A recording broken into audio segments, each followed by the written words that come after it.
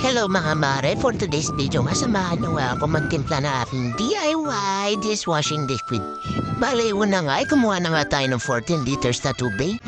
Tapos sunod na ibuhos ang SAA o 45 bubble booster. Sunod naman na ibuhos ang surfactant, gupitin lang ng maliit ng dulo at ibuhos paikot sa tubig. Talaga namang napakadali lang gawin nito mga mare. At malaki rin ang matitipid natin kesa bibili tayo sa tindahan. Ito nga pala mga mi ay aabot na ng 15 to 16 liters. Yan nga, ibabad muna siya ng 20 minutes bago natin haluin. Pagkatapos nga mekos-mekos mo lang yan, insan, siguraduhin lang na tunamon lahat ng ingredients.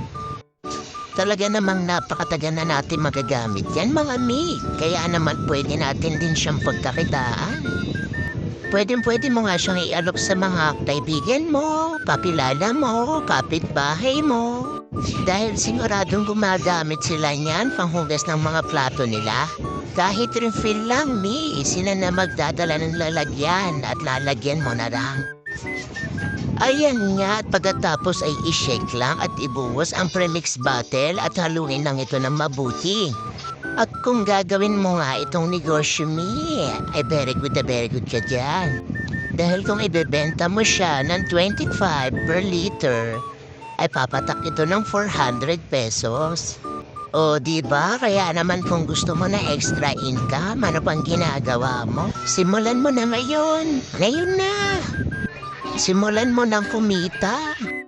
At kapag sigurado ka na natunaw na lahat ng ingredients, mare, ilagay na natin ang pinakahuling ingredients, ang thickener. Unti-unti mo lang ibuhos, mi, habang hinahalo mo ito ng mabagal. Hanggang sa maubos at matunaw ito.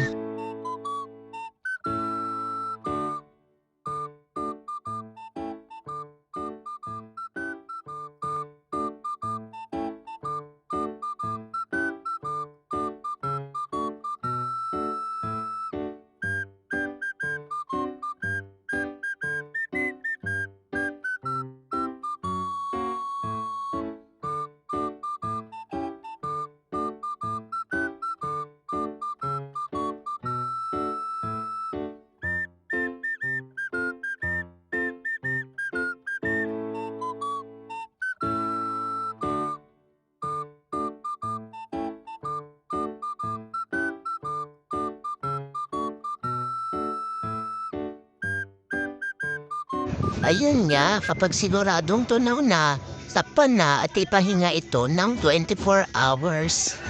At yun lang muna mga mare, salamat sa panonood!